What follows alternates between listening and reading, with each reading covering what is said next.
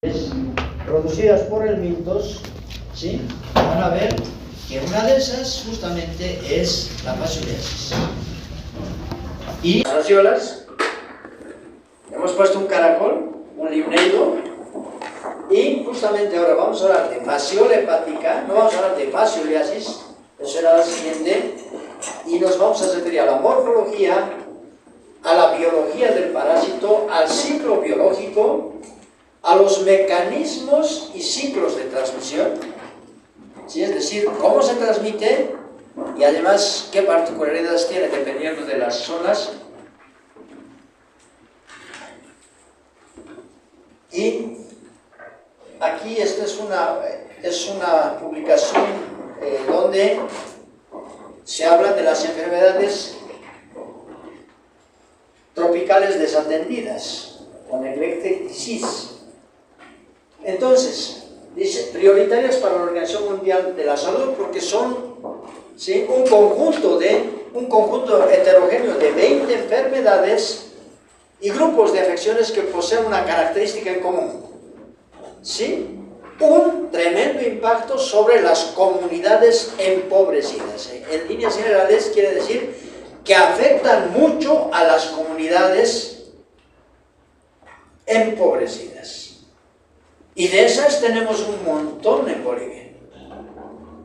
¿Sí? Ojo, de hecho, nosotros somos parte de aquello. Porque no es que es una ilusión pensar, ¿no? La mayoría de los que estamos aquí tenemos la plata, ¿no? Entonces, eso lo debemos tener bien claro. Y por eso es que antes estaban entre las enfermedades olvidadas. Esta es una publicación de la OMS. Sí, ahí está, de la Organización Panamericana de la Salud. Y están, en el grupo de esas enfermedades se hablan de aquellas que son preferentemente, ¿sí? Se han elegido más bien, se han elegido como posibles de ser eliminadas hasta el 2030. ¿Sí? Y ustedes ven aquí que la mayoría son parasitarias. Y resulta que en la mayoría de los lugares se lleva la parasitología como un pequeño capítulo de la microbiología. Pero no es contradictorio eso respecto a las prioridades, porque vamos a ver, estas que están en círculo, aquí está la lepra, está la sífilis congénita, el tracoma y la fiebre chikungunya, ¿sí? Esas son o bacterianas o virales. Las otras que no están, así con estos círculos grandes, son parasitarias. Y de esas parasitarias, varias son por el Miltos, vamos recordando, ¿sí? Teniosis y cercosis. Estamos en la práctica. Es una prioridad para eliminar. Leishmaniasis es una enfermedad parasitaria que la vamos a llevar en el tercer capítulo. Esquistosomiasis es parte de este capítulo, pero la vamos a mencionar, nomás no vamos a detallar muchas cosas. ¿Por qué? Porque a pesar de que existe en el Nuevo Mundo, en nuestro continente, no existe en nuestro país. Sin embargo, es probable que tengamos casos importados, por ejemplo, porque, por decirlos, hay en el Brasil, felizmente no en nuestra frontera, sino más bien hacia el Atlántico. Existen ciertos lugares del norte de Sudamérica, existen ciertos lugares de Centro y Norteamérica y en algunas islas del Caribe. Pero no en Bolivia, entonces no vamos a hacer mucho énfasis, pero el género Esquistosoma es un pariente del género Fasciola. ¿Ok? Porque los dos son trematodos. Y de hecho, en el mundo es mucho más importante la esquistosomiasis que la fascioliasis, pero ojo. Ya vamos a ver en algún mapa la importancia de la fascioliasis en Bolivia. Luego tenemos la filariasis linfática y la oncocercosis, que son dos nematodos que viven en la sangre y los tejidos. Entonces, que los vamos a llevar en el segundo capítulo.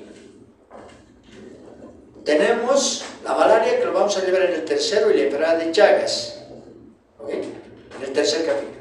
Y tenemos las geohelmintiasis. Y cuando hablamos de las geohelmintiasis, casi todas van a ser parte del segundo capítulo, que son varias parasitosis por helmintos. Entonces vean, y aquí tenemos la fascioliasis. Entonces, en el primero y segundo capítulo vamos a abordar muchas de las enfermedades que están priorizadas para ser eliminadas hasta el año 2030. Hasta el año 2030 se supone que todos ustedes serán médicos. Unos harán alguna especialidad, otros otra, otros estarán como médicos generales, otros serán salubristas, etc. Pero serán parte de esta iniciativa desde diferentes puntos de vista. ¿Ok? Entonces, vean, es necesario mencionar esto de la importancia de estas enfermedades y pasamos ya al mapa de la fascioliasis en el mundo. Y esto es del año 2015. ¿Sí?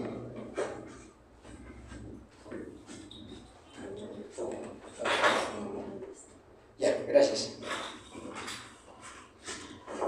Entonces, vean, lo que está en verde son los lugares donde hay fascioliasis. ¿Dónde? Casi en todas partes. ¿Y será que no hay en Paraguay?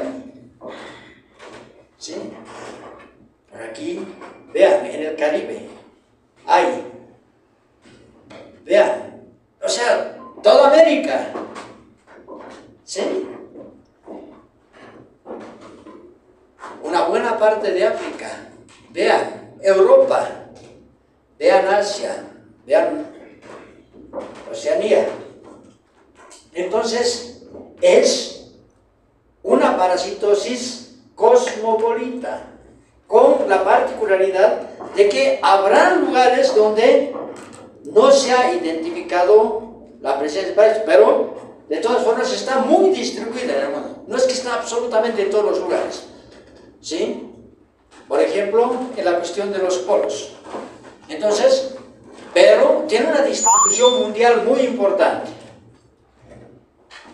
Están viendo aquí los lugares donde hay, vean, lo que están viendo, países con casos de fascioliasis reportados.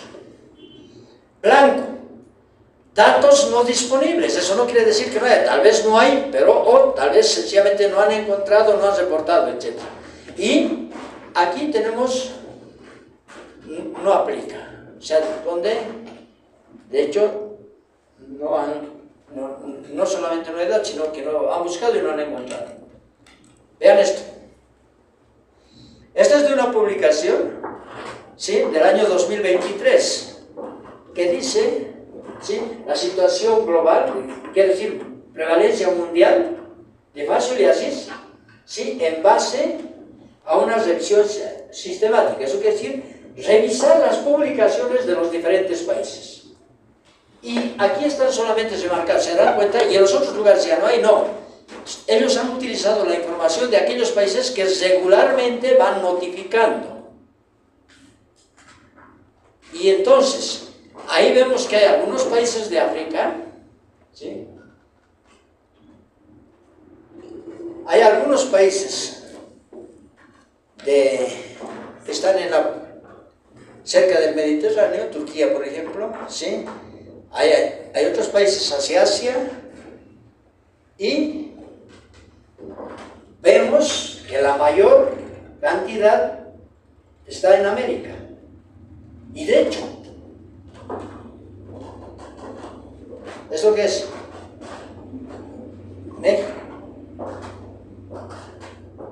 ¿México a dónde pertenece? ¿Ah? Norteamérica. Norteamérica. ¿Sí? Pero todos, o sea, en Europa, México y dicen Sudamérica. Es oro. ¿Ya? Es Norteamérica. Vean. Tiene una carga importante.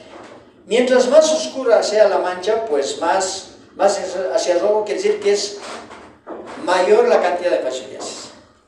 no en cuanto al número de casos, sino respecto a la cantidad de población. ¿Entiendes? Porque la cantidad de habitantes que tiene Brasil o que tiene México es extraordinariamente mucho más grande que la nuestra, ¿no? Entonces, por lo tanto, no es número de casos, sino cuál es la prevalencia respecto a la población. Entonces, no vamos a hacer fiesta por eso, ¿sí? Pero aquí está. De 0,45% a 21,7%. O sea, estamos en el top. Ah, somos primeros. Entonces, ¿por qué pongo esto? Porque justamente eso nos está mostrando de que ustedes, estando en la mejor facultad de medicina de Bolivia, ¿no?, en la zona más hiperendémica, aquí cerquita, entonces tendrían que ser los que más saben de fascioliasis. Es mandatorio, ¿me entienden? O sea, cualquier lugar, no, a ver, tú sabes de esto, de entrada. Entonces vamos a ir viendo. He querido empezar con esto porque a veces terminamos con los mapas, al hablar de epidemiología, he querido empezar con esto. Entonces tomen en cuenta que somos el país más hiperendémico del mundo. Y entonces empezamos a hablar de la forma. Ahí tenemos, estos son los parásitos, ¿sí? De hecho, cuando los hemos retirado, pues se movían. Y entonces y se mueven como que se estiran y demás. No pueden filmar, muchachos, y sacar fotos. ¿Sí? De hecho, esto está en un libro. Y es el libro, en parte ha sido distribuido gratuitamente y todavía vamos a hacer todavía más impresiones. Entonces, vean.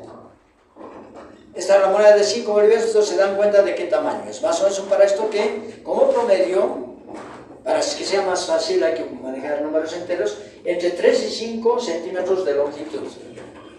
¿Sí? Es un helminto plano de cuerpo no segmentado. Por lo tanto, es un trematodo.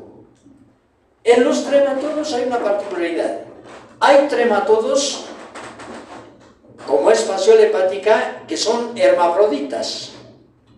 Vale decir que el macho y la hembra están en un mismo individuo. Y hay otros que son dioicos o que tienen sexos diferenciados. Y esos son del género Schistosoma, que también son trematodos, pero donde hay machos y hembras. Entonces, si quiero hablar de evolución, ¿cuál será más evolucionado? ¿Schistosoma o fasciola?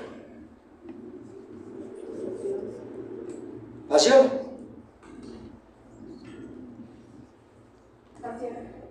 ¿Seguro? ¿Nosotros somos hermafroditas? Somos el ser vivo más evolucionado. ¿Lo ven? Dice, hay muchas pruebas de eso, ¿no? Y también hay muchas cosas que dicen, ¿será? ¿No? Porque a veces hacemos tonterías, destruimos nuestro mundo. Entonces, nosotros no somos hermafroditas, ¿verdad? Tenemos sexos separados. Entonces, hagamos analogía, pues, entre esquistosoma y fasciola. Esquistosoma es más evolucionado que fasciola, a pesar de que los dos son trematodos. ¿Por qué? Porque esquistosoma tiene dimorfismo sexual. Entonces, este es el parásito, y vamos a ver solamente aquí, quiero que vean la cuestión del tamaño. Después hay una etapa que se llama cercaria, que es este es parásito que habita en los mamíferos. Esta forma es una forma de renacuajo, más o menos, ¿sí?, que se encuentra en el agua, y esta otra forma es una forma de resistencia que se presenta después de esta y permanece o flotando, o la mayoría de las veces adherida a superficies, principalmente a vegetales. Entonces, inicialmente vemos eso. Vamos a tener tiempo de ver más de la morfología. Y aquí tenemos, este es un parásito de ciclo heteroxeno.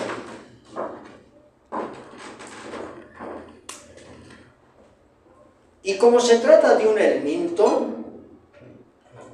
y es un helminto, ¿no?, que en un mismo individuo tiene machos y hembras, entonces la reproducción es sexual. ¿Cómo es helminto? En los helmintos se puede conocer cuál es el estadio adulto, lo que no pasa con los protozoarios. Y además tiene ciclo heteroxeno. Y además tiene reproducción sexual, ¿verdad? Porque los helmintos tienen reproducción sexual, entonces podemos, aquí tenemos el adulto, y el adulto parasita a mamíferos de diferente especie, en los que se reproduce sexualmente. ¿Por qué proceso? Por el proceso de fecundación, ¿verdad? Entonces, producto de la fecundación, este parásito pone huevos, y entonces al poner huevos aumenta la cantidad de un parásito, pues habrán miles de huevos. Y cada huevo puede continuar su ciclo siempre y cuando llegue al agua. Entonces, en el agua, dentro del huevo va a desarrollar, aquí solamente hay una fase embrionaria y después va a desarrollar un embrión. Estos huevos tienen la característica de ser operculados. Aquí en la parte inferior se puede ver una cosita así un poco diferente al resto. Es como un tapón que se llama opérculo. Entonces, para que el parásito continúe su ciclo, tiene que llegar al agua. Por lo tanto, estos huevos que han sido puestos por el parásito en las vías biliares, porque tiene como hábitat las vías biliares de mamíferos, de diferentes mamíferos, incluido el hombre, entonces, estos huevos no son infectantes. ¿Por qué? Porque no tienen una forma infectante en su interior. Si han sido depositados en las vías biliares, salen con la bilis, llegan a la segunda porción del duodeno, después siguen su trayecto por el intestino delgado, pasan al intestino grueso, salen con las heces y salen embrionados, y salen con una masa embrionaria, pero no tienen todavía un embrión. El embrión se va a formar en el agua, por lo tanto tienen que llegar al agua. Indispensable, hasta el momento. Mamíferos, que son hospedadores definitivos, agua, ¿verdad?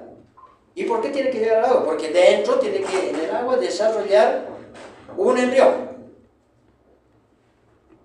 Luego, cuando salga, el embrión va a poder salir por esa especie de tapita que les decía que se llama opérculo, y ese embrión nada. Ya les voy a mostrar el ciclo luego. Y tiene que ingresar a un caracol. Pero cuando uno les dice, a ver, dibujan un caracol, muchos dibujan así, y después, pero dibujan así, ¿no?, es con su antenita y después como una bolita, ¿no? Entonces, no, aquí, más bien parece como el cuerno de un torito, ¿sí vale, no? ¿Lo ve? Parece como unas orejitas puntiagudas, como de gato más o menos.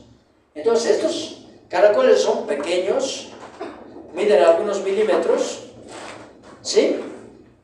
Y se denominan caracoles limneidos, porque no es cualquier tipo de caracol, tienen que ser limneidos, ¿sí? Los limneidos tienen varios géneros y varias especies.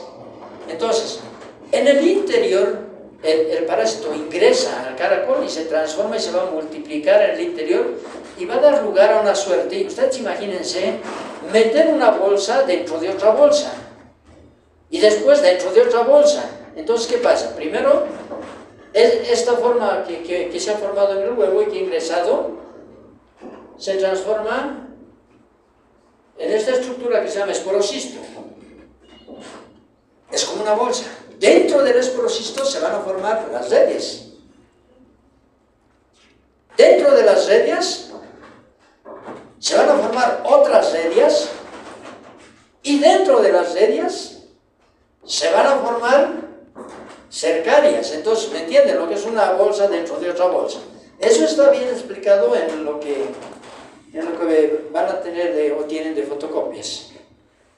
Estas cercarias salen, pero no salen por el tubo digestivo, sino salen atravesando los tejidos del caracol y vuelven al agua. Entonces,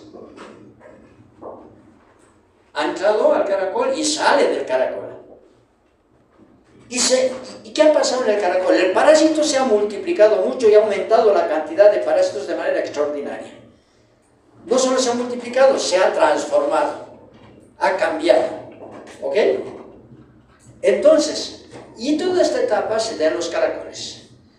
Esta etapa es de reproducción asexual, por lo tanto estos caracoles son los hospedadores intermediarios.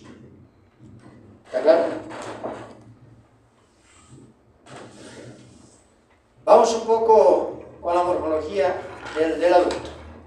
Ya les hemos dicho, como que de aquí a aquí más o menos entre 3 a 5 centímetros.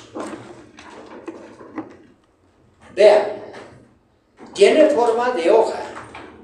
Y por lo tanto, como conocemos bien la hoja de coca, es, digamos, el mejor mnemotécnico, acordarse de una hojita de coca, y es la característica, porque no es muy grande el parásito, tiene esa forma de la hoja de coca, ¿verdad?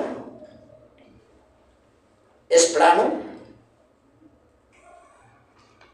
y vemos que la parte anterior tiene una prolongación, como un cono. A eso se llama proceso conoide. Y se entiende por qué, ¿verdad?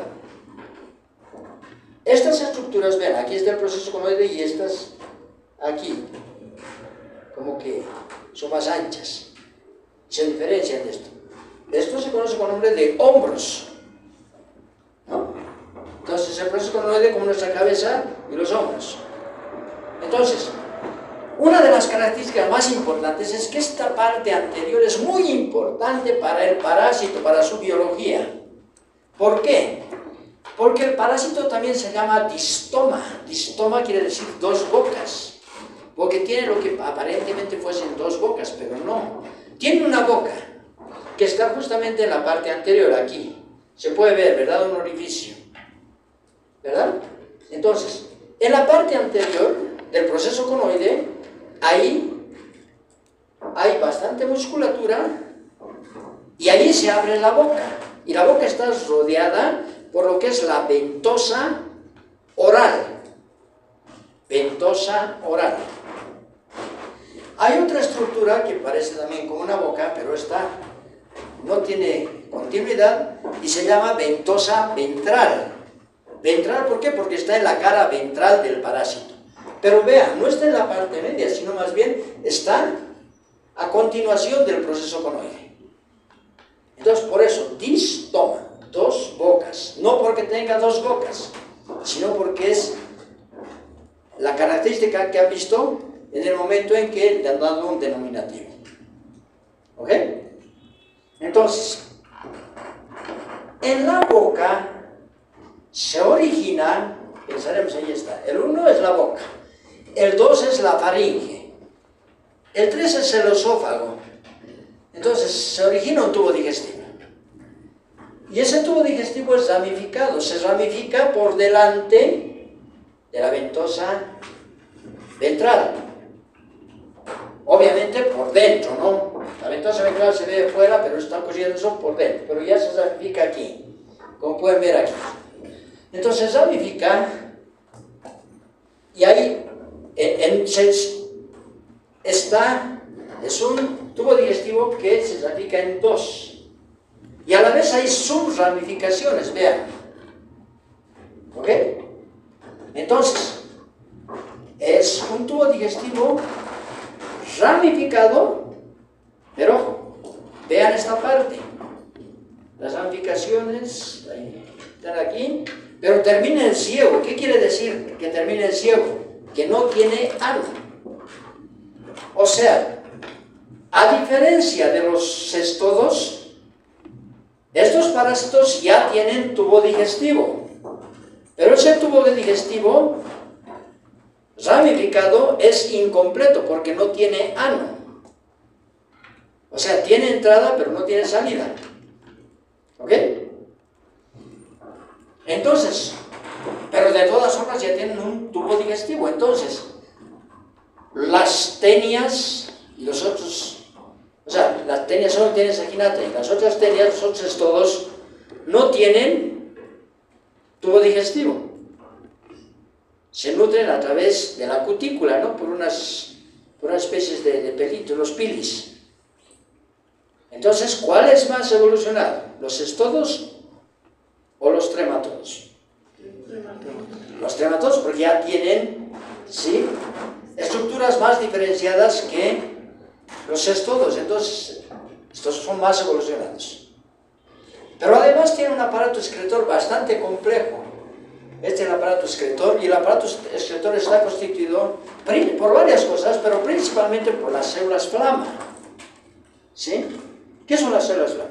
Cuando se ve en la microscopía, entonces son estructuras que pareciera que es como una llama, que con un poco de viento y se va viendo así, ¿no? Entonces, hay que tomar en cuenta que este aparato excretor también ya le sirve para eliminar los desechos de su metabolismo. ¿Ok? No voy a entrar en más detalle, pero ustedes pueden ver. Aquí, tomen en cuenta, esto corresponde al tubo digestivo ramificado. ¿Y por qué? Porque su hábitat son las vías biliares. Si tiene una boca, ¿qué está entrando a su tubo digestivo? Vive en las vías biliares. ¿Qué ingresa a su tubo digestivo? ¿Ah? Bilis, pues, está en la bilis, ¿no? En las vías biliares. Bilis, y eso le da esta coloración así, vean esto. Ojo, y no porque se alimenta de bilis, porque el parásito no se alimenta de bilis. El parásito se alimenta de células. Se alimenta de sangre y se alimenta de células del tejido. ¿Ok? Entonces, esta es la característica. Es muy fácil de reconocer el parásito, pero ojo, estoy diciendo, el parásito tiene como hábitat las vías biliares, y dependiendo del tamaño del hospedador, porque puede tener diferentes hospedadores, tan grandes, por ejemplo, como las vacas, o tan pequeños como los conejos. Entonces, obviamente, las vías biliares son de diferente calibre. En el caso de los humanos, principalmente en las vías biliares gruesas. ¿Sí? Bien, entonces, creo que con la morfología, lo único que falta mencionar es de que en la parte, estamos viendo la parte ventral, ¿no? Aquí y aquí vemos la parte dorsal. ¿Por qué? Porque no vemos la ventosa ventral. La ventosa ventral está al otro lado. Entonces, en la parte superior, ¿sí?, del dorso, tiene una suerte de espinas, y el parásito lo que hace en las vías biliares es enrollarse, así, y con las espinas que están en el dorso se fija a las vías biliares. ¿Ok? Entonces, y ese es su hábitat. Y ahí está, ¿no? Explicado, ahí está. Vean, arriba está más clarito. Arriba la ventosa oral, alrededor de la ventosa, perdón, al centro de la ventosa oral está en la boca. ¿Sí? Vean la ventosa ventral aquí. Ahí está el hombro, y hay una parte que está entre la ventosa ventral y la ventosa oral, que se llama atrio genital.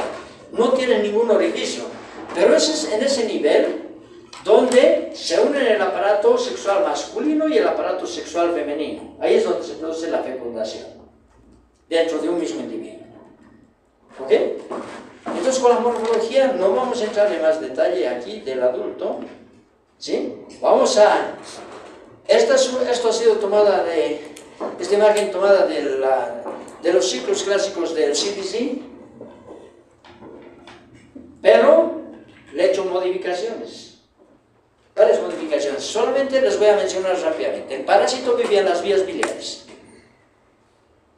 El parásito fecundado pone huevos. ¿Sí? Estos huevos salen con las heces. Obviamente, ¿cómo han llegado al tubo digestivo? Pues a través de, si está en las vías biliares, ¿a través de qué conducto? ¿A través de qué conducto han llegado de las vías biliares los huevos a el intestino? ¿Ah? Colédoco. ¿Sí? Entonces, llegan estos huevos son operculados en el agua, ¿sí?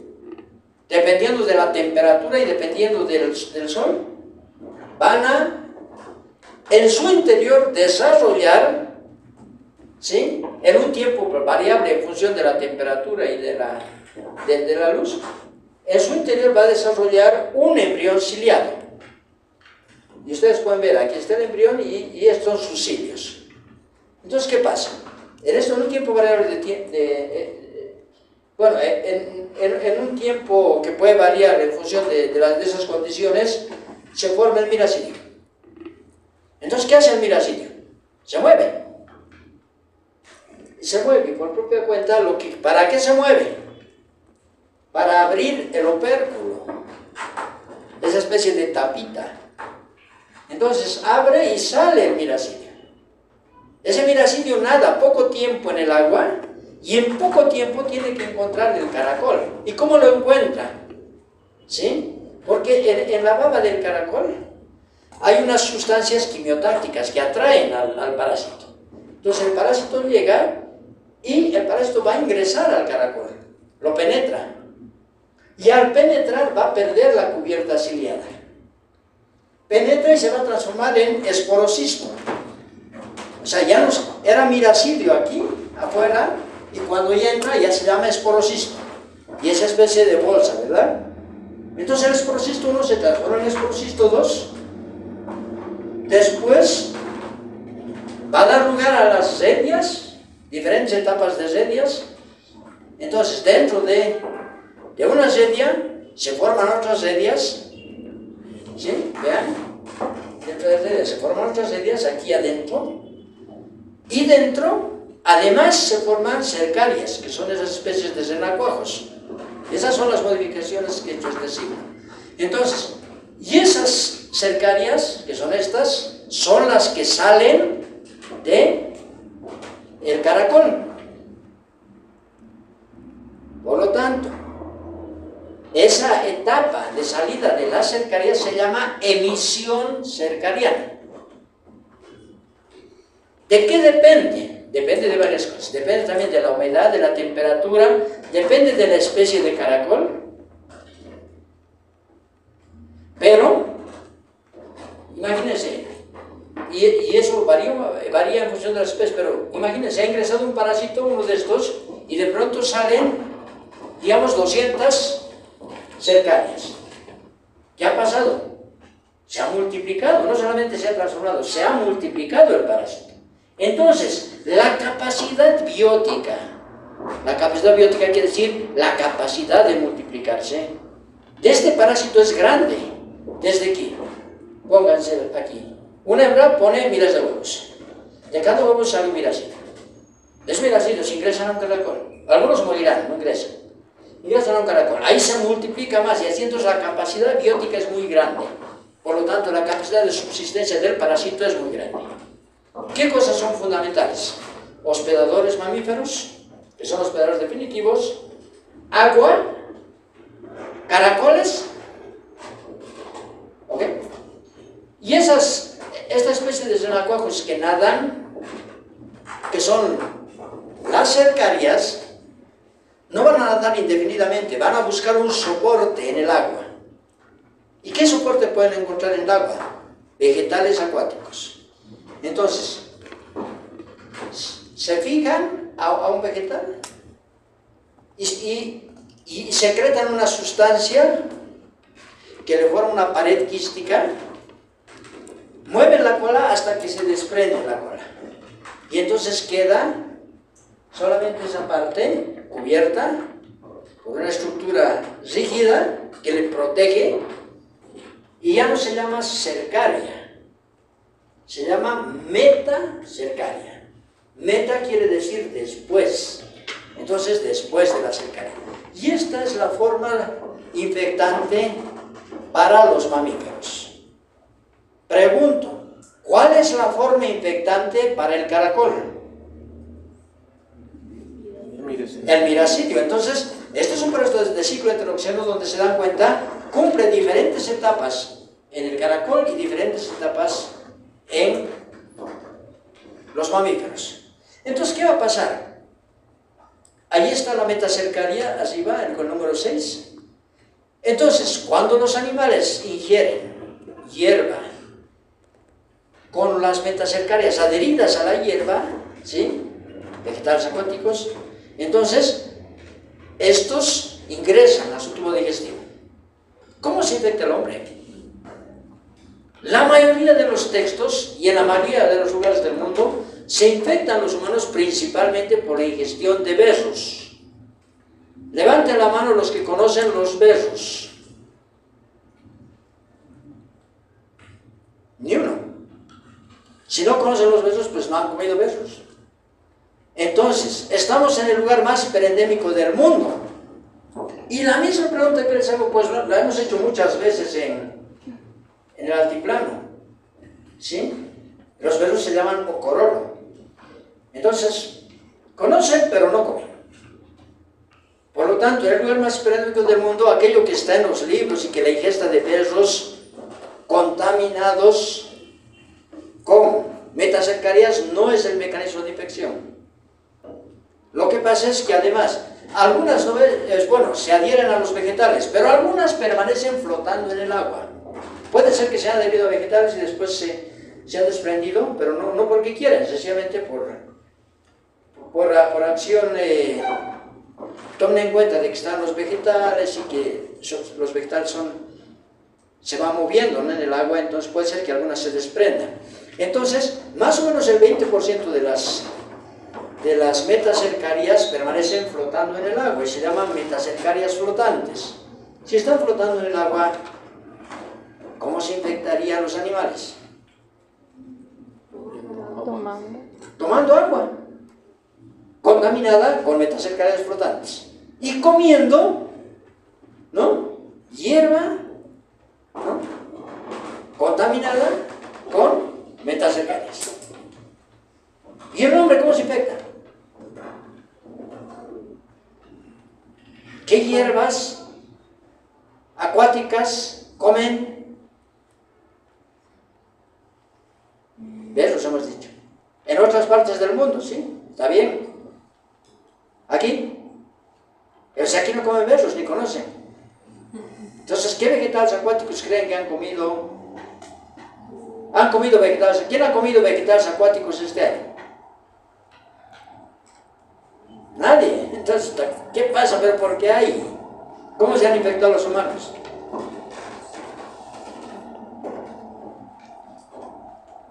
Por beber agua, ¿sí?, sin hervir, contaminada con metacercarias flotantes. Aquí, en Bolivia. Pero en todas partes, no sabemos en otros departamentos, en La Paz sí. Entonces, una vez que ingresan las metacercarias, por acción, entre otras cosas, pero en gran parte por acción de los jugos digestivos, se reblandece la cubierta de la metacercaria y dentro de la metacercaria, ¿qué hay? Hay como una cercaria chiquita, como una fasciola chiquita, que se llama forma juvenil. Entonces esa forma juvenil, ¿sí?, lo que hace es, pasa el intestino, pasa el estómago, pasa al intestino, está libre, y uno dice, ¿y cómo llegan a las vías biliares? Ah, pues por el conducto colédoco, ¿no? Lo que hace es atravesar la pared del intestino. Si atraviesa la pared del intestino, ¿dónde llega el parásito? ¿Ah? ¿Dónde? De la mucosa, la submucosa, de la submucosa de la circulación. Atraviesa la mucosa. A la submucosa. ¿Luego? A la circulación. ¿Ah? A la circulación. No, atraviesa. Atraviesa la pared, porque no solamente atraviesa la mucosa. Los embriones hexacanto, por ejemplo, atraviesan solo la mucosa. Pero aquí atraviesa toda la pared. Si atraviesa toda la pared del intestino, ¿dónde llega? ¿Ah? No. A la cavidad. a la cavidad abdominal. Y uno dice, ¿pero por qué? ¿Por qué no se ha ido mejor por las vías? Medio complicado, ¿no? Porque de pronto tiene que vencer también el sentido en el que viene la bilis, ¿no? La bilis viene en un sentido y tendría que ir en contracorriente, si vale el término. Y además el esfínter está cerrado, ¿no? Entonces, llega a la cavidad abdominal y por un tropismo, por una atracción química, se dirige hacia el hígado. Por los epicrones y demás, ¿no? Entonces, llega al hígado por un tropismo y atraviesa la cápsula del hígado, la cápsula de Gleason. Entonces, atraviesa, ingresa al parénquima hepático. Al ingresar, pues encuentra, si vale el término, comida, porque se alimenta de células. Y entonces, al ingresar también provoca daño, entonces hay también cierto sangrado. También se alimenta de glóbulos rojos. Y entonces, si ahí va desarrollando de forma juvenil, progresivamente va aumentando de tamaño, etc. Y después se va a ir a localizar en su hábitat. ¿Cuál era su hábitat? En las vías biliares. En las vías biliares se enrolla, ¿verdad? Se entiende, es un tubo, ¿no? Se enrolla. Y varias son células que pueden estar ahí, pueden obstruir la circulación de la bilis, ¿verdad? Entonces ahí, permanece ahí. Después de un tiempo pone huevos, los huevos salen, etc. Se dan cuenta que es un ciclo mucho más complejo, ¿verdad? Es un ciclo heteroxeno complejo. Y ese ciclo va a incluir diferentes etapas. Desde que ingresa a la metacercaria, ahí estamos hablando del mecanismo de infección, y ya hemos dicho, no es un mecanismo, son más, ¿verdad? La forma infectante es la metacercaria, para los mamíferos. El mecanismo puede estar involucrando vegetales, puede estar involucrando agua, ¿verdad? Pero, para aclarar nada más, el agua contaminada con metacercarias es un mecanismo de infección. Hoy día me han preguntado eso, a ver, ¿qué es? Es una fuente de infección. El mecanismo es cómo ingresa, no dónde estaba en la forma infectante. Ojo, no confundamos fuente de infección con mecanismo de infección, porque mecanismo de infección responde a la pregunta de cómo se infectó el hospedador, o cómo el parásito ha ingresado o invadido el organismo, ¿verdad? Entonces este es el mecanismo de infección, el ingreso de la metacercaria, ¿verdad? ¿Cómo ha ingresado la metacercaria? Pues porque la persona ha bebido agua sin hervir, contaminada con metacercarias flotantes, porque la persona ha comido algún vegetal acuático contaminado con metacercarias. Nuestra duda, pero ¿cuál vegetal, no? Para nosotros. Para otras partes del mundo, los berros, ok, ya los berros. Para los animales se entiende, porque los animales sí comen hierba, ¿verdad? Porque donde hay agua, pues hay más hierba.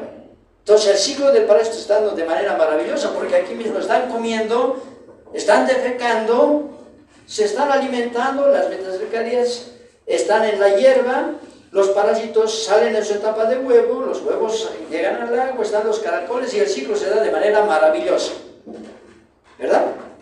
Ahora el hombre no es tan sencillo, porque el hombre no es pues que está defecando aquí, está tomando el agua ahí mismo, ¿verdad? Entonces es una cuestión más compleja, pero ¿cómo se explica que haya tanta infección en Bolivia? Entonces, vamos a ir viendo algunas cosas.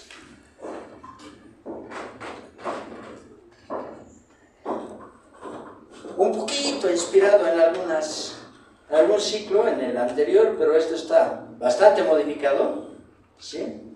Lo he hecho recién para esta clase, ¿sí? Entonces, vean, los hospedadores definitivos, ¿sí? Animales, mamíferos, otro animal mamífero, somos animal mamífero, ¿verdad? Entonces todos portando al parásito en sus vías biliares. Salen los huevos. Los huevos tienen que llegar al agua.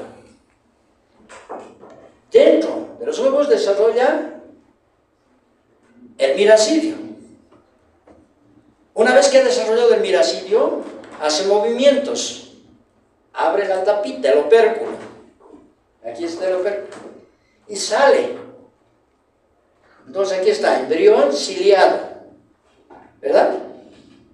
Entonces, este embrión ciliado busca al caracol. Ya hemos dicho porque hay sustancias que van a atraer al miracidio. Y el miracidio va a ingresar, va a invadir el organismo del caracol. No es que el caracol se lo va a comer, sino que va a ingresar. ¿Y por dónde? Esta parte que está en la parte inferior se llama pie. Por el pie, principalmente, o cerca de las antenas, cerca de la base de las antenas. Principalmente, eso no quiere decir que, por ejemplo, no puede ingresar por aquí, puede ingresar, pero principalmente por estos lugares. ¿Sí? Al ingresar, pierde la cubierta ciliada. Ya en el interior va a quedar esto. ¿Sí? Ha ingresado por aquí y el parásito va a ir a la parte del organismo del caracol que está dentro de la concha. Y dentro de la concha está principalmente el aparato digestivo, lo que se conoce como hepatopáncreas. Entonces, se ha transformado el miracidio ya aquí, luego el miracidio aquí se ha transformado en esporocisto, ¿no? Y sucede, después hay una sucesión. Esporocisto, redias cercarias, ¿verdad? Entonces, vean, aquí está. Esporocisto y aquí está, dentro está una redia. ¿Sí? Luego esta va a dar origen a otra, pero aquí está otra redia. Y aquí dentro están las cercarias. Y las cercarias salen del caracol. Y nada. Nada, aquí están las cercarias y después se adhieren a algún vegetal y pierden la cola. Y además, antes de perder la cola, se han rodeado de una pared quística. Ya se llaman metacercarias, son la forma infectante, son la forma de resistencia. ¿Ok? No vale piratear esto, ¿eh? Me voy a enojar, de verdad. Puedo poner lo que está en internet, no puedo, o sea, un ciclo y ya está, y lo repito, no pasa nada. Trato de hacer algo para que sea un poquito más claro, pero no es muy justo, ¿no? ¿O no?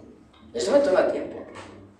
Entonces, vean, y yo qué sé, ahí está un animal, puede comer la hierba, y en la hierba hay metacercarias. Esas metacercarias, una vez en el tubo digestivo, van a dejar en libertad a la forma juvenil. Eso ya no está graficado aquí porque sería complejo, la forma juvenil, pero es fácil de entender, ¿verdad? Atraviesa la pared intestinal, llega a la cavidad peritoneal, llega a la cápsula de Glisson, la atraviesa y finalmente llega a su hábitat. Y después de un lapso de tiempo va a poner huevos. Entonces, entre que se ha infectado cualquier mamífero hasta que hay huevos, hay un lapso de tiempo donde no habrán huevos porque el parásito está recién en el parénquima hepático y todavía no ha llegado a ducto, ¿no? Entonces, hay que tener en cuenta que el lapso de tiempo desde que se infectó cualquiera de los hospedadores hasta que encuentran huevos en heces, ese es el periodo prepatente. El periodo prepatente. La etapa desde que la forma juvenil atraviesa el intestino, ya está dañando la pared del intestino, ahí empieza la fase invasiva. ¿Por qué? Está invadiendo tejidos. Atraviesa el intestino, luego atraviesa la cápsula de Glisson, luego atraviesa el parénquima hepático hasta llegar a las vías biliares. Entonces, desde que empieza a atravesar el intestino hasta que llega a las vías biliares, eso es lo que se conoce con el nombre de fase invasiva. Y se entiende por qué se llama fase invasiva, ¿verdad? Una vez que el parásito llega a las vías biliares, todavía no es adulto, todavía es forma juvenil, sigue desarrollando, ¿ya? Pero más que todo es como un crecimiento, no hay muchos cambios en su estructura, pero llega adulto. Cuando ya está en las vías biliares, ya no es la fase invasiva, ya se conoce con nombre de fase de estado. ¿Sí? Acuérdense bien porque todo esto va a estar relacionado con las manifestaciones clínicas y con el diagnóstico. Ahora, tomen en cuenta esto. Esta es una imagen de África. ¿Sí? Eso está pasando ahora, en pleno siglo XXI, cuando ya queremos conquistar otros planetas, ¿verdad? Y cuando no tenemos la empatía de cortar ciertas cosas. ¿Cómo es posible que en este siglo haya gente que esté tomando agua sucia?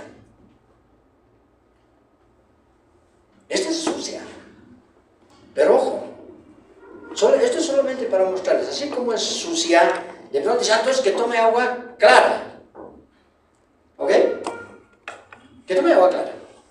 Igual puede estar contaminada, y es más, estos caracoles prefieren aguas claras. Entonces, si es así como se van infectando las personas en varios lugares del mundo.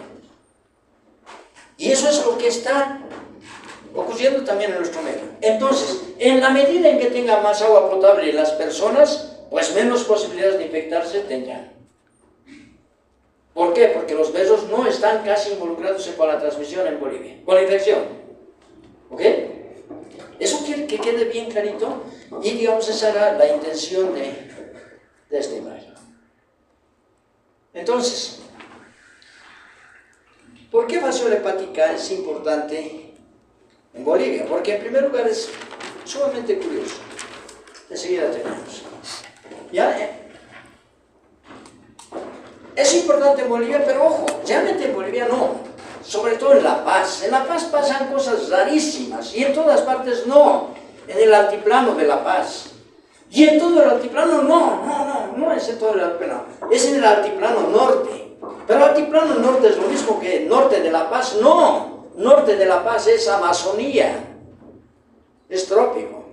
En el altiplano norte de La Paz específicamente, ¿sí?, en las provincias Los Andes, Omasuyos, Ingavi y Murillo. Estamos en este momento en la provincia de Murillo. Ahí se han encontrado las comunidades más hiperendémicas del mundo respecto a la fascioliasis animal y respecto a la fascioliasis humana. Ningún lugar del mundo tiene tanta fascioliasis. Y eso es lo complejo. Eso no quiere decir, ¿sí?, que solamente haya fascioliasis en el departamento de La Paz y solamente en el altiplano. Porque se han encontrado animales infectados, principalmente ganado vacuno, pero también ovejas y también otros, por ejemplo, camélidos, ¿sí?, en otros departamentos de Bolivia. Pero hasta el momento no hay ni un solo caso de fascioliasis humana diagnosticada en otros departamentos. ¿Pero por qué? Si hay en los animales, ¿por qué en La Paz? Una incógnita. Ya saben que puede ser por el agua, ¿no? ¿Cuáles son los hospedadores definitivos de la fascioliasis? Son varios mamíferos, principalmente los mamíferos domésticos que forman parte de los animales de consumo, del ganado, ¿sí? Vacunos, ovinos, porcinos, asinos y camélidos, principalmente. Todos estos parten de la ganadería, ¿verdad?, de esas regiones. Y tristemente, hay libros que lo dicen, muchos libros, que dicen que el hombre es un hospedador accidental. Pero un hospedador accidental es aquel hospedador en el que el ciclo biológico del parásito se interrumpe. En cambio, no, en el hombre no. No pasa eso, porque el parásito llega a las vías biliares, los parásitos ponen huevos, y los huevos salen, y los huevos pueden continuar su ciclo en el agua. Por lo tanto, no es un hospedador accidental, ni aquí ni en ningún lugar del mundo. ¿Y por qué tantos libros mencionan aquello? Artículos científicos mencionan aquello.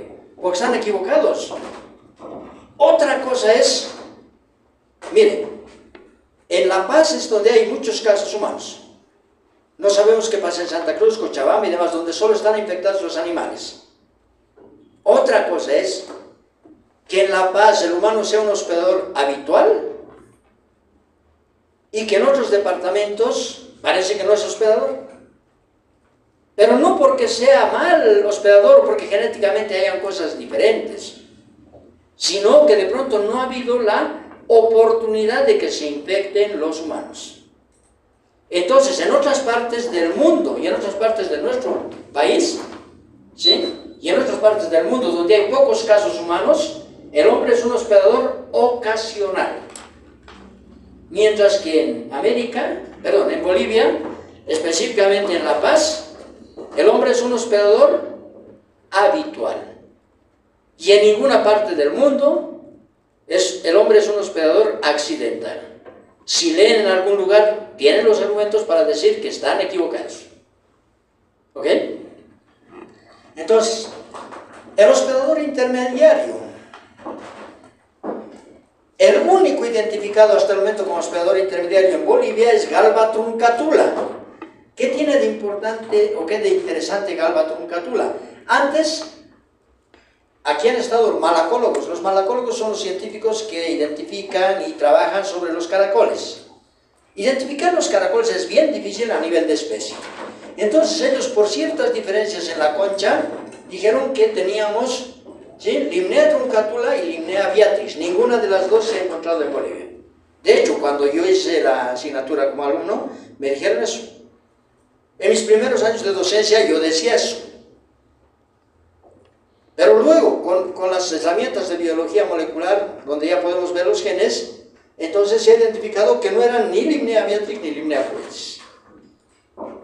Lo que tenemos en nuestro medio es Galba truncatula. ¿Pero qué tiene de particular Galba truncatula? Galba truncatula está presente en varios lugares de Europa, está presente en varios lugares de África. Es decir, está presente y en otros lugares más, ¿no? Está presente en el Viejo Mundo y en el Nuevo Mundo.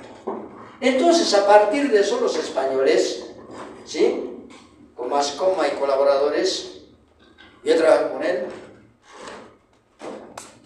no hemos hablado el mismo idioma, ¿sí? O sea, Lautaro Brand también ha trabajado con ellos, no hemos hablado el mismo idioma, entonces nosotros tenemos muchas diferencias con ellos, y ellos dicen que los caracoles habrían llegado al Nuevo Mundo en las pezuñas de las vacas, en la época de la invasión española. Pero es lejos, ¿no?, España. Y digamos, y eso sí, los caracoles resisten mucho, pero digamos, en las pezuñas, si ha secado el barro, pueden resistir ahí. Pero ojo, nosotros no estamos en la costa, ¿no? Entonces, o sea, que hayan llegado, imagínense, y estaban en las patas, y las vacas han tenido que venir pues, caminando, ¿no?, para llegar aquí. ¿Será? Ojo, todo el mundo les cree, porque además son del centro de referencia en vaciolestes, de la Organización Mundial de la Salud. Entonces dicen, por lo tanto, nosotros, como está publicado y está dicho, según ellos, ¿sí?, el caracol habría sido introducido en la época de la colonización o invasión española. ¿Sí? ¿Por qué? Porque los caracoles de aquí son la misma especie, son genéticamente iguales a los caracoles de España, de Portugal, de Francia, etc. Galba truncatula. Esa es una de las cosas. Además, la fasciole hepática de aquí es igual que la fasciole hepática de esos lugares y de otros. Por lo tanto, también tanto el caracol como el parásito habrían sido introducidos. ¿Y cómo habrían sido introducidos los fasciole hepática? Podría ser dentro de los caracoles. O también dentro de los animales, pues, o sea, si han venido las vacas con sus patas, con los caracoles, también podían venir con su vasiola, ¿no? Dentro, y otros animales, y los humanos también. Entonces, según la teoría de los españoles, ¿sí?, la fascioliasis, específicamente los caracoles y los parásitos, habrían sido introducidos a América.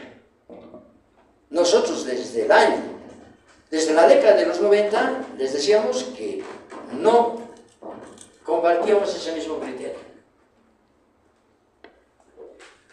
Y tenemos muchas razones para pensar, pero lo tengo que mencionar porque los libros van a encontrar así, entran a las páginas de la OMS, van a encontrar aquí. Ahora, ¿cuáles son los mecanismos de infección en nuestro medio? Porque estamos hablando ya de Bolivia y del altiplano.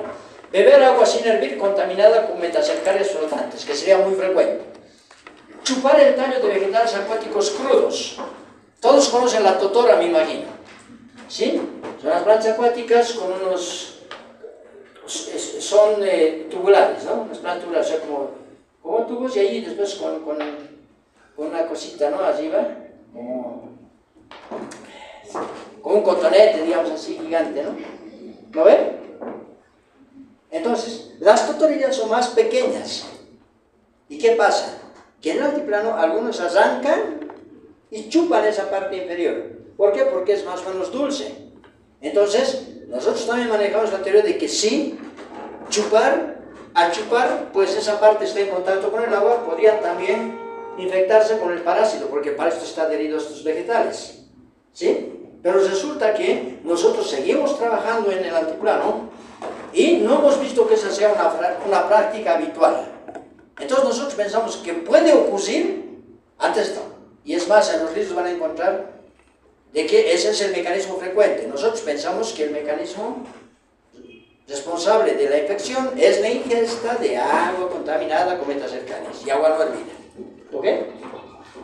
Consumo de vegetales acuáticos, como los besos. Ya hemos dicho que en nuestro medio no se consume besos. En otras partes sí, pero en nuestro medio no sería una situación importante.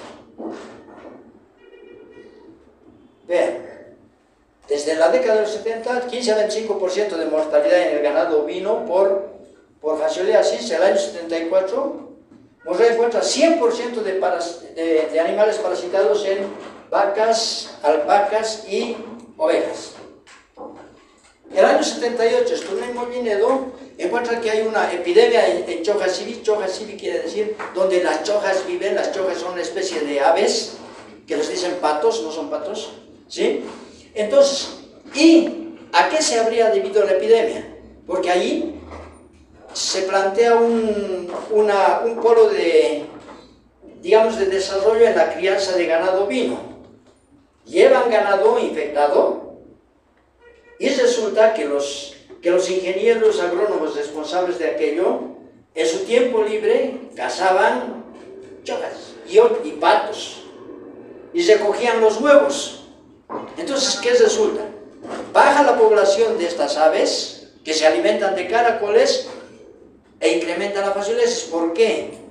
Porque entonces se plantea que estas aves serían controladores biológicos de las poblaciones de caracoles. Más aves, menos caracoles, menos fascioliasis. Menos aves, más caracoles, más fascioliasis, y por eso se habría producido la epidemia. Esto estaba discutido. Cuando nosotros lo presentamos, ojo, esto es nuestro trabajo, pero cuando nosotros presentamos esto, muchas se burlaban de nosotros y ahora, sin embargo, está en las publicaciones. El año 86 tuve una amiga, encuentra 75% de animales en una granja donde está, por ahí está la sede de la OPEA, del altiplano. ¿Sí? Ya en el 89 empezamos a trabajar y planteamos, somos los primeros en plantear juntamente con otro equipo del doctor Cáceres, y decimos que Bolivia presenta las zonas de mayor endemia del mundo en humanos, en coendemia con hidatidosis, boquinococosis quística y teniosis y cercosis. Sí, encontramos que hay hiperendemia en mamíferos de la zona, incluyendo porcinos, no por lo que habíamos estudiado, sino por lo que habíamos revisado de las publicaciones. planteamos que la gente se automedicaba con el triclavendazol. El triclavendazol en esa época solamente era para uso veterinario, no se podía consumirlo en humanos, no estaba autorizado por la Organización Mundial de la Salud. Pero la gente de la zona decía, si esto no es a mi vaca, pues para mí más poquito. Ellos se automedicaban. Ya estamos hablando de décadas atrás, mucho antes de que ustedes nazcan. ¿Sí? Participación de los patos silvestres. Ojo, no son patos, les decía, ¿no? ¿Pero por qué lo ponemos? Porque en su momento nos decían, y son los patos que son controlados biológicos. No son patos, son aves que se llaman patos del lago, ¿no? Las chocas. Entonces, y se llama la atención sobre el desarrollo del ciclo biológico del parásito en condiciones tan adversas del altiplano. ¿Por qué? Porque la mayoría de los focos de fascioliasis del mundo están entre el nivel del mar y por debajo de 2000 metros. ¿A qué altitud están las zonas del altiplano? Más o menos alrededor de los 3800 metros. Entonces, ¿cómo puede irle tan bien a la fasciola hepática aquí? ¿No? Y se plantean posibles estrategias de control. Entonces, más adelante, Hiller encuentra alta prevalencia mediante serología, 53%. 1 de cada 2 tenía fascioliasis. Luego, el equipo de Mascom. En esa época nosotros hicimos una revisión y le entregamos al equipo de Mascom. Cuando llegaron, le entregamos nuestro borrador de todo lo que habíamos revisado. Y ellos empiezan con varios estudios, confirman las zonas de hiperendemia. Por estudios moleculares encuentran que hospedadores Limnea truncatula. Entonces, estas son las primeras publicaciones. Luego Limnea cambia a Galba truncatula, es la que se llama ahora. Es el nombre de ahora adecuado, más bien. Y se ve que hay excelente adaptación de los parásitos y moluscos a las condiciones del altiplano, confirmando lo que nosotros habíamos dicho en el pasado. Y hacen estudios sobre la biología de fasciola hepática en los caracoles. ¿Sí? No se preocupen, es solamente para mostrarles muchas publicaciones de fascioliasis en el ganado y en humanos que se habían hecho anteriores a la década de los 90. Es decir, no es que han venido a descubrir las cosas, o sea, esto se conocía ya mucho de la fascioliasis aquí, ellos han venido a corroborar y aclarar algunas cosas, por ejemplo, de qué es Galba truncatula y el caracol que está como hospedador intermediario. Entonces aquí, infección en bovinos, vean tantos trabajos, queremos ver desde el año 1923, 1979, etc. Muchos trabajos aquí en ovinos, sí, desde el año 73 y vamos viendo aquí hasta el año 93, muchos trabajos, y con prevalencias muy altas, hasta del 100% en algunos lugares, ¿sí? Fascioliasis humana en La Paz, ¿sí? Tenemos 20 casos del año 1939, imagínense. Y después hay descripciones de varios casos. Y lo más importante es que en Cuyucachín se encuentra, con un solo examen, 72% de infectados en el año 1982. ¿Quién? La doctora Lilia Verasey. Con un examen. Si le hacían seriado, tal vez era 100%. Es la mayor prevalencia de fascioliasis que se ha encontrado en el mundo hasta ahora. Entonces, ¿dónde están localizadas las zonas? Aquí está. Este es el lago Titicaca. Y ahí está la provincia de Masuyos, la más hiperendémica del mundo. Perdón, los Andes. Es los Andes. La provincia más hiperendémica está Masuyos, está Ingavi y está Murillo. Todas están por aquí nomás, pero ojo, y están en las cercanías del lago, pero no ocurre en el lago. Y en una publicación del equipo de Mascoma muestran que ellos hacen una nueva clasificación y dicen que se denominará hiperendemia cuando la prevalencia sea mayor del 10% en niños, ¿sí? O sea, mayor del 10% con altas prevalencias en niños de 5 a 15 años de edad. Y esto era muy frecuente ya, porque la mayoría de los estudios se han hecho en niños. Y las prevalencias más altas de fascioliasis humana se encuentran en el altiplano boliviano. Confirman lo que se había dicho anteriormente. Y una cuestión, con esto terminamos. Vean, ojo, una cosa que dije, nunca Eddie Martínez dijo que la transmisión era por consumo o por chupar o lo que sea, la totora no tiene que ver en la transmisión, ¿verdad? Aclaro eso. Otra de las cosas, el ciclo de la parasitosis no se da en las aguas del lago Titicaca, a pesar de que los caracoles, ¿sí?, son anfibios, es decir, están en el agua pero también están en la tierra. Pero hay tanta agua. ¿Y por qué no se da en las aguas del lago Titicaca? Porque las aguas del lago Titicaca tienen demasiada sal. Y esa cantidad de sal no permite el desarrollo de los caracoles. Por lo tanto, no se da en estas aguas, sino en las corrientes de agua de curso lento en ciertas provincias del altiplano. Vean esto. Aquí es sembradíos y hay canales. En ese lugar es donde se da la transmisión, no en las aguas del lago Titicaca, y no está relacionada con la totora. ¿Ok? Me he extendido un poquitín porque quería que quede bien claro eso, porque ya les digo, no tenía que ver ningún estudiante de medicina del mundo que sepa más de basiliasis que los que han estudiado en esta facultad, porque estamos estudiando en el mismo lugar donde se presenta la mayor hiperendemia de basiliasis animal y humana. ¿Ok? Entonces, con esto hemos terminado esta parte y vamos a empezar con esto, el enigma de evasión hepática en el altiplano de La Paz. ¿Qué está ocurriendo? ¿Qué tiene de diferente en relación al mundo? Muchas cosas, casi todo es diferente, y por lo tanto, nos vamos a ver en la siguiente, porque ya en la siguiente ya vamos a empezar cómo es que el parásito provoca enfermedad. Vamos a hablar bien del ciclo y asociar con los mecanismos de infección y todo lo complementario. ¿Ok? Bueno, estoy contento porque hay una buena cantidad de asistentes.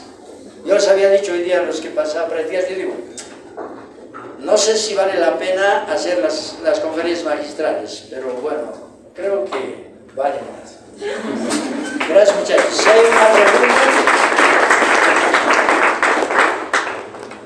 Si hay una pregunta, bueno, si no, a ver.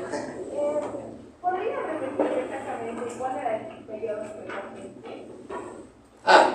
El periodo prepatente es aquel, para esta parasitosis, para cualquiera, ¿no? Es el lapso de tiempo desde que el hospedador se infecta hasta que se puede identificar la presencia del parásito en el organismo. En el caso de la fascioliasis, desde que la persona ha ingerido a través del agua, de vegetales, etc., las metacercarias.